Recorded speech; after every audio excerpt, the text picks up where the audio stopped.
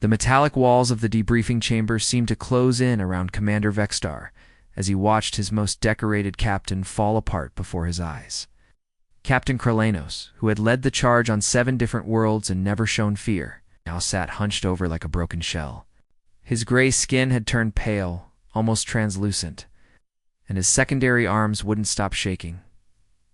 The massive dreadnought Crimson Victory drifted through space, its hull scarred from the hasty retreat from New Busan through the chamber's viewport. Vextar could see the damaged escort ships limping alongside them. What should have been a triumphant return had become a rescue mission. "Captain, look at me," Vextar said, his voice carrying the authority of someone who had conquered 43 worlds for the Zalarian Empire. His 4 golden eyes focused intently on his subordinate. "I need you to tell me exactly what happened down there." Kralanos lifted his head slowly. Where once there had been the fierce pride of a warrior, now there was only hollow terror. His mandibles clicked rapidly, a nervous habit that Vextar had never seen in 20 years of service together. "Sir, you have to understand," Kralanos began, his voice barely above a whisper. "When High Command gave us this mission, they called it a graduation exercise. A simple occupation of a human agricultural world. It's perfect for breaking in our new recruits." The holographic projector in the center of the room hummed to life, displaying the orbital reconnaissance images they had taken just 3 days ago. Rolling green hills dotted with small settlements, vast fields of golden crops swaying in the wind, and peaceful-looking structures that seemed more like farmhouses than military installations. "Look at this, Commander." Kralanos pointed at the serene images with a trembling claw. 50,000 humans at most. Simple farmers growing food on a frontier world. Our intelligence said they had no military installations, no defensive systems, no orbital platforms. Just people trying to make a living on the edge of known space. Vextar studied the images carefully. The settlements looked exactly like every other agricultural colony they had encountered. Small communities clustered around water sources. Connecting roads that followed natural terrain, storage facilities for crops. Nothing unusual, nothing threatening. "The briefing made it sound like a vacation," Kralanos continued, his voice gaining a bitter edge. Lieutenant Zaxbel even joked about bringing back human agricultural samples for the science division.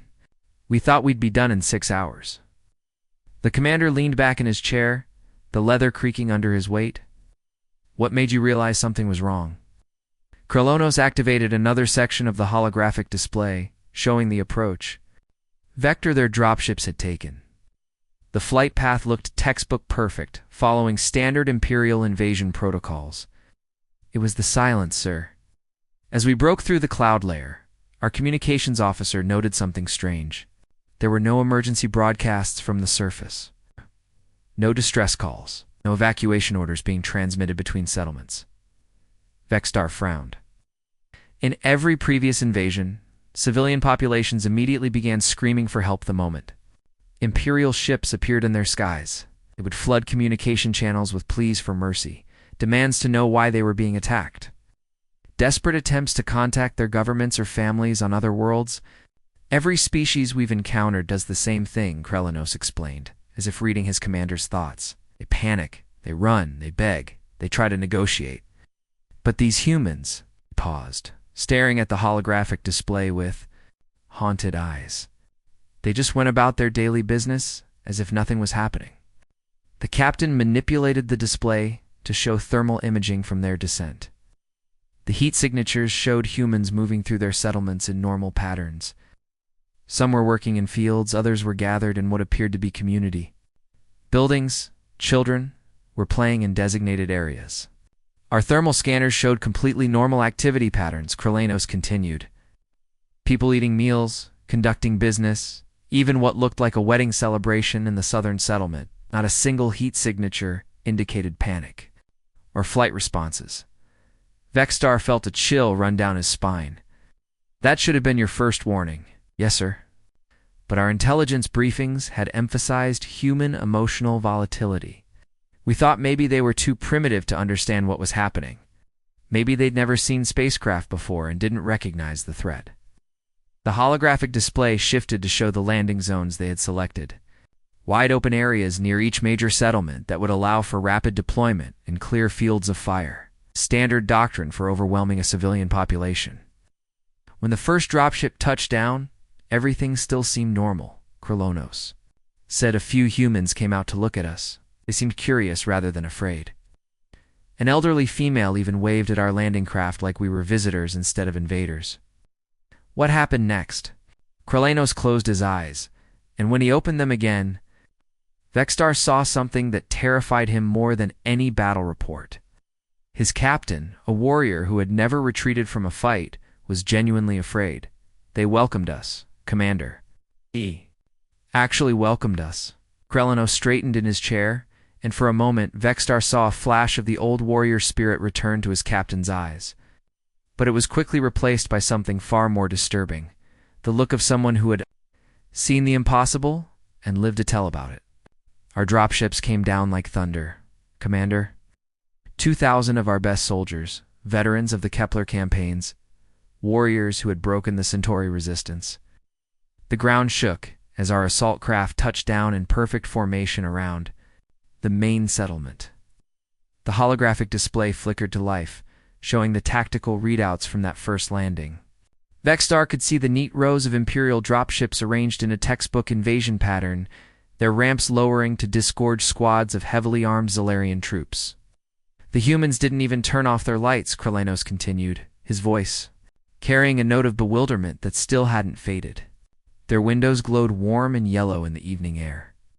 I could see families sitting around dinner tables, children playing in their yards, people walking their strange four-legged creatures. It was like they were putting on a show of normalcy. Star studied the thermal imaging data. The heat signatures looked exactly like what they'd expect from a peaceful farming community. No military formations, no weapons caches being accessed, no defensive positions being manned. Squad leader Vexman led the advance into the town center, Kralanos said, manipulating the display to show the lead elements of their force. I was monitoring from the command ship, watching through helmet cameras as our troops moved through streets that looked like they belonged in a children's storybook. Neat little houses with flower gardens, small shops with hand-painted signs, even a playground where human young ones had left their toys scattered about. The captain paused, his breathing becoming shallow as he relived the memory. That's when we encountered the first human face-to-face. Deho, he called himself. Middle-aged male, average height for their species, wearing clothes that were stained with soil and plant matter. His hands were dirty from farm work, and he had the weathered look of someone who spent his days under their sun. Vexstar leaned forward. What was his behavior like? Exactly what we expected from a primitive civilian, Kralanos replied. He came walking toward our advance squad with his hands raised high above his head. His movements were jerky, nervous, kept looking around like he was searching for escape routes. When he spoke, it was in broken Zalarian, the kind of basic language you'd expect from someone who had maybe learned it from trading vessels. The holographic display showed the helmet camera footage from one of the soldiers, Vexstar could see. The human clearly unremarkable in every way, just another frightened colonist caught in the wrong place at the wrong time. Vexman followed standard protocol, Kralanos continued. He had the human kneel in the street while he questioned him about defensive positions, weapon caches, communication systems, the location of any military personnel. Basic interrogation procedure. And the human cooperated. Oh yes, sir. He was very cooperative. Stammered out answers about how they were just farmers, how they had no weapons except hunting rifles, how their communication system was just a basic civilian network for coordinating crop sales. He even offered to show us where they kept their emergency supplies. Kralanos manipulated the display to show the building the human had indicated. It's a large structure near the center of town that appeared to be some kind of community storage facility. Vexman decided to investigate.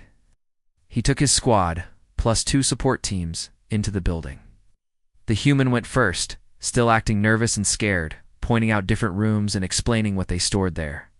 Grain silos, equipment, storage, meeting rooms. Everything looked exactly as he described. The captain's voice began to shake again. I was watching through the helmet feeds when Daeho led them into the main storage area. It was a large room filled with containers and farming equipment. Dexman was examining what appeared to be some kind of harvesting machine when the human said something about showing them the basement where they kept their emergency radio. Vexstar felt his stomach tighten. Something in his captain's tone warned him that this story was about to take a very dark turn. The human opened a door that led to stairs going down. Dexman sent 2 soldiers ahead to check for threats. That's when I noticed something odd on the thermal displays. The building's heat signature wasn't matching what I was seeing through the helmet cameras. What do you mean? The structure was hollow in places where it should have been solid, Commander. And there were heat patterns that looked like the entire building had been filled with some kind of grid network. But before I could warn Nexman, the human made his move. Kralonos stopped speaking entirely, his hands clenched into fists on the table. What happened, Captain? Daeho wasn't scared anymore, sir. His whole body language changed in an instant. He stood up straight, smiled at Dexman, and said in perfect Zolarian, "Not broken, but perfect. Thank you for gathering in the center of the room. This will be much more efficient." Then he pressed something on his wrist. The holographic display suddenly showed a massive explosion, the helmet camera feeds cutting to static one by one. The entire building had been converted into a shaped charge commander. Not just packed with explosives, but engineered. The walls, the floor, the ceiling, everything was designed to direct the blast inward and then up. It's creating a column of destruction that would vaporize anything inside while minimizing damage to the surrounding structures. Vexstar stared at the crater that had replaced the building on the tactical display. 12 of our best soldiers, gone in an instant. God, that wasn't the worst part, sir. The worst part was realizing that this wasn't desperation or luck. This was planning, careful, methodical, patient planning. The holographic battlefield display painted a picture of chaos that made Vexstar's blood run cold. Red dots representing Zolarian forces were scattered across the settlement like drops of blood, many of them blinking to indicate wounded or missing status. What had started as neat military formations had devolved into isolated pockets of confused and terrified soldiers. After the explosion that killed Dexman's squad, everything changed, Kralonos said, his voice taking on the flat tone of someone recounting a nightmare. The helpful civilians who had been watching us with curious eyes simply vanished. The moment they were there, the next moment the streets were empty. It was like they had been absorbed by the very ground itself. Vexstar studied the tactical readouts. Your forces maintained communication? For a while, yes. But the reports coming in made no sense. Squad Gamma reported taking fire from a children's playground, but when reinforcements arrived, there was nothing there except toys and empty swings moving in the breeze. Delta Squad found themselves lost in what should have been a straight road. Somehow they kept ending up back where they started, walking in circles through a residential area. The captain manipulated the holographic controls, showing the movement, patterns of their forces. Vexstar could see squads wandering in impossible loops, their GPS systems apparently malfunctioning. That's when we encountered Yansu. Sweet old grandmother type, must have been 70 years old by human standards. She appeared at the intersection where Beta Squad was trying to regroup, carrying a pitcher of water and some kind of baked goods. She spoke in that same broken Zolarian, apologizing for the terrible noise and offering refreshments to our brave visitors. Kralonos pulled up helmet camera footage, showing the elderly human woman. She looked exactly like what she claimed to be a concerned grandmother, worried about soldiers who might be thirsty and hungry. Lieutenant Kekstar accepted the water gratefully. It was a hot day, and our troops had been in full combat gear for hours. The old woman seemed so harmless, so genuinely concerned about their welfare. She even asked if they needed directions to find their lost friends. She drugged them. Not obviously, sir. The water tasted fine, and it did help with the heat. But within 20 minutes, our soldiers began reporting that their reactions felt sluggish. Nothing dramatic, just a slight delay between seeing a threat and responding to it. In most combat situations, that wouldn't matter much. The display shifted to show a narrow alley between 2 residential buildings. Vexstar could see it was barely wide enough for 2 soldiers to walk side by side, with high walls on both sides and no alternative routes. Yansu offered to show them a shortcut to where she had seen other soldiers like them gathering. She led them into that alley, chatting pleasantly about her garden and asking about their families back home. Beta Squad followed her, weapons lowered, completely at ease. Kralanos paused, staring at the tactical display with haunted eyes. The crossfire came from windows, rooftops, and concealed positions we never even saw. But here's the terrifying part, Commander. Our soldiers saw the muzzle flashes. They knew they were under attack. They tried to take cover, tried to return fire, tried to retreat, but their reflexes were just slow enough that every movement was a fraction of a second. Too late. The helmet camera footage showed the ambush from the soldiers' perspective. Vexstar watched his troops moving like they were underwater, their usual lightning-fast combat responses reduced to clumsy, predictable motions. Every single member of Beta Squad was eliminated in under 30 seconds. And when the shooting stopped, Yansu was gone, like she had never existed at all. Vexstar felt a chill run down his spine. What about the playground incident? Hosiok Kralonos said, bringing up another section of the display. Young human male, maybe 25 years old. He found Charlie Platoon while they were searching house to house for the missing squads.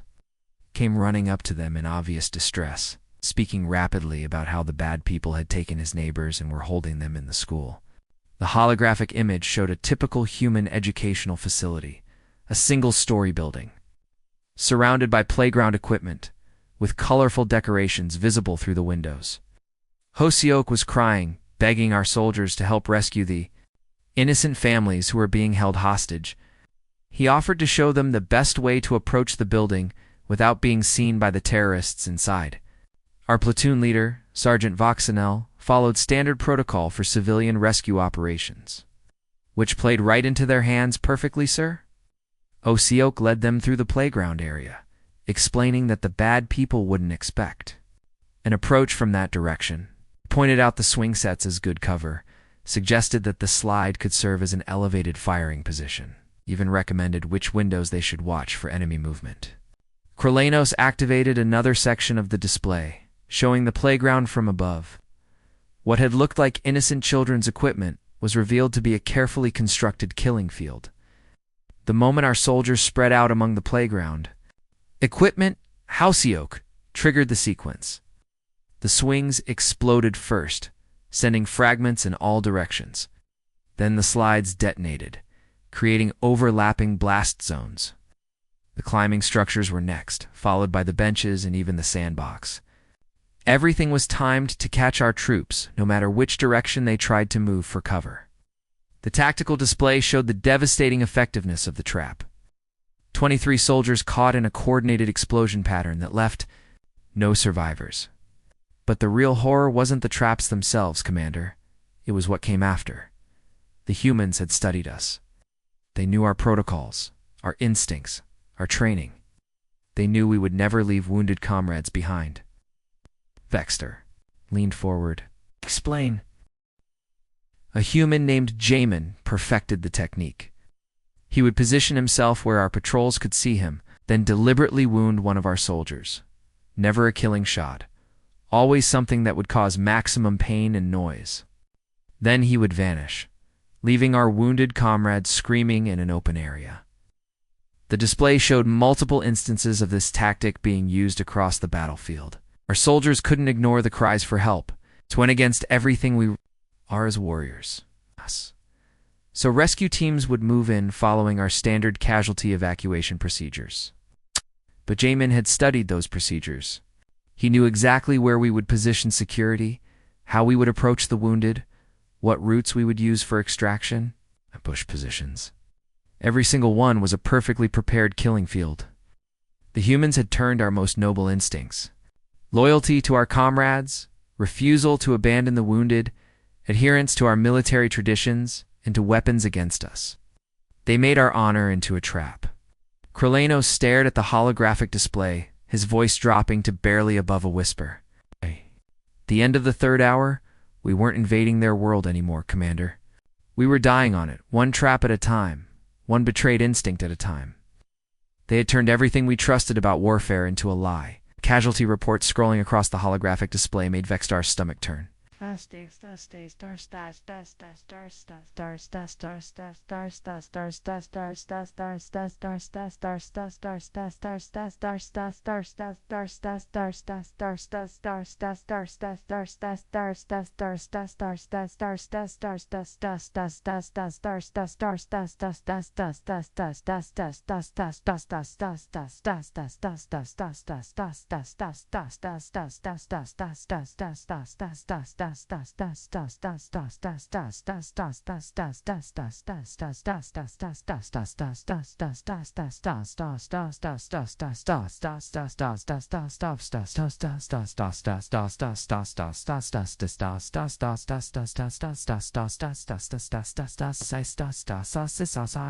Should have been impossible for a simple farming colony. Hundreds of his elite soldiers dead or missing.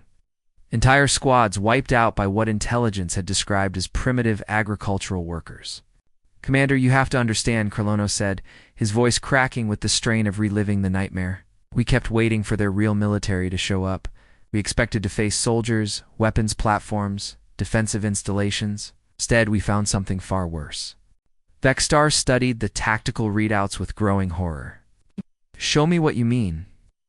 The holographic display shifted to surveillance footage captured during the 4th hour of the invasion.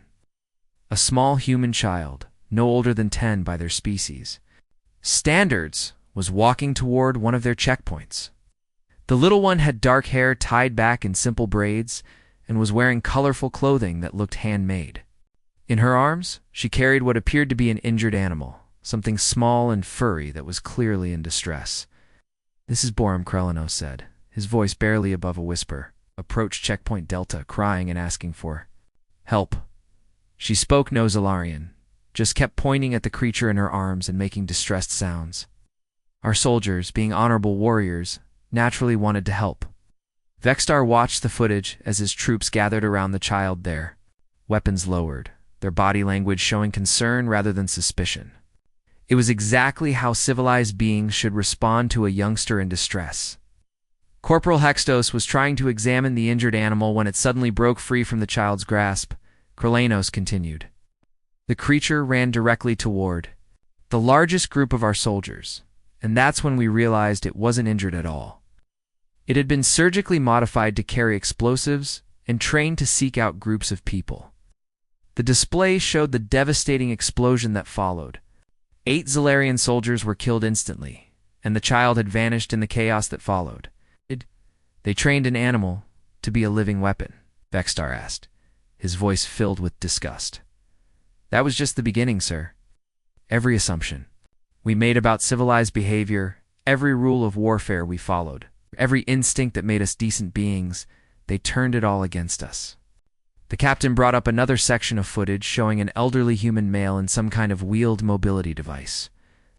He appeared frail and harmless, slowly making his way down a street where one of their patrols was conducting a search. Kung Su looked like he needed assistance, Kralonos explained. Our soldiers helped him navigate around some rubble, even offered him water. He thanked them in broken Zalarian and asked if they could help him get to the medical center, because his medication was wearing off. Vextar watched as his troops courteously escorted the elderly human, their weapons slung and their guard completely down. The mobility chair was a remote-controlled bomb commander. When Klusu reached the center of the patrol formation, he activated it from a hidden detonator. The explosion was designed to kill everyone within a 15-meter radius while leaving him apparently dead at the center. Apparently dead. Our medical scans after the attack showed that the body at the explosion site wasn't Kyunsu. It was a realistic dummy filled with biological materials to fool our sensors. The real human had escaped during the confusion, probably through underground tunnels we never knew existed. The display shifted again, showing a pregnant human female, walking slowly through what appeared to be a marketplace area. She looked tired and uncomfortable, the way expectant mothers often do in the later stages of pregnancy. Youngji approached our supply depot, asking for medical attention. Kralonos said she claimed to be having complications with her pregnancy and needed help. Our field medic, being a healer by training, immediately began examining her. felt his blood run cold as he realized where this was heading. Her pregnancy was fake, sir. The entire enlarged abdomen was filled with ball bearings and high explosives. When she got close enough to our medical station and supply depot, she detonated herself, taking out not just our medic, but also destroying most of our ammunition reserves. The tactical display showed the aftermath, a crater where their supply depot had been, and 14 more casualties added to the growing list. But here's what really terrifies me, Commander, Kralanos said, pulling up detailed intelligence profiles they had managed to compile during the battle. These people weren't lying about who they were.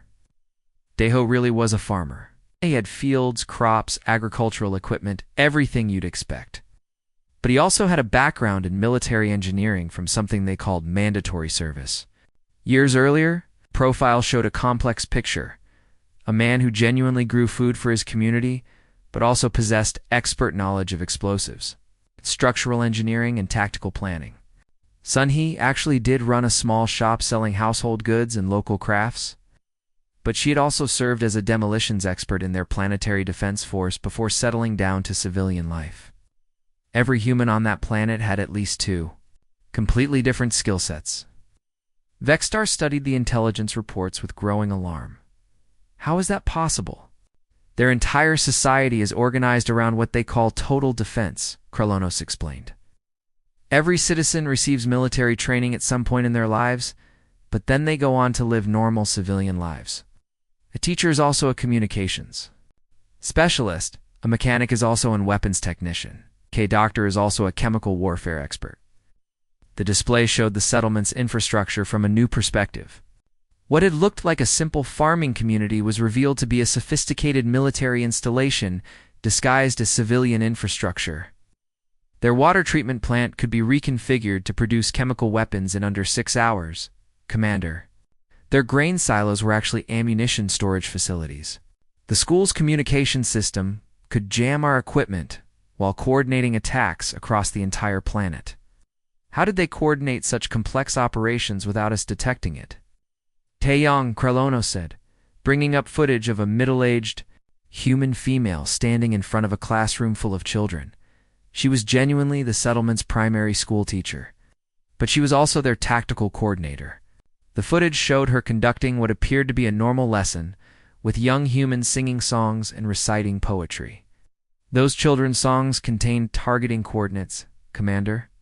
The poetry included timing sequences for coordinated attacks. Even their educational materials were encoded with military intelligence.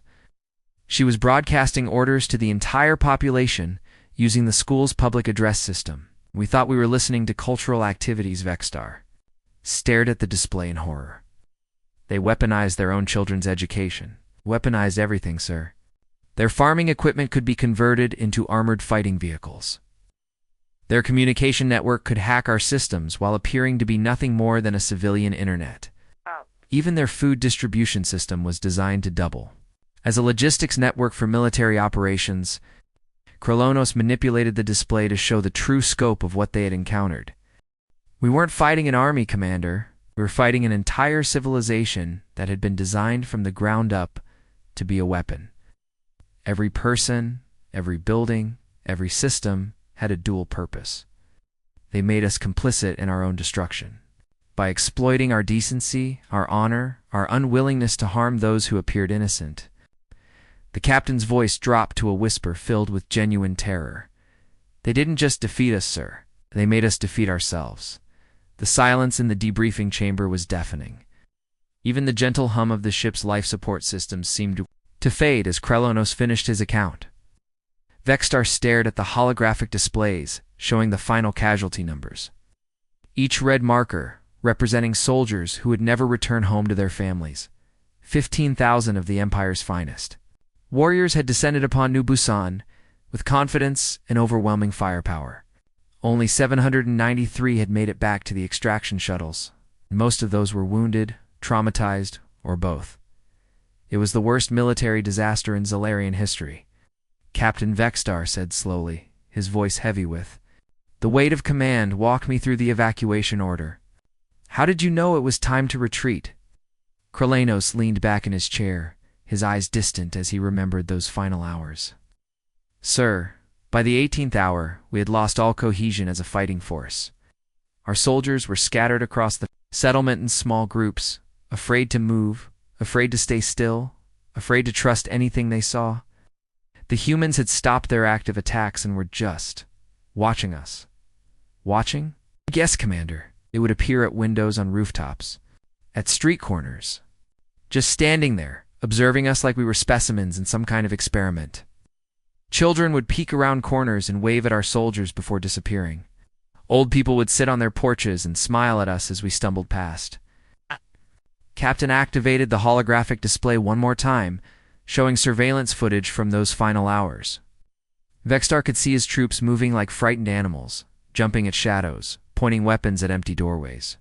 That's when I realized the truth, sir. We hadn't been fighting for our lives. We had been participating in a demonstration. The humans were showing us exactly what they were capable of, but they were also showing us mercy. Mercy?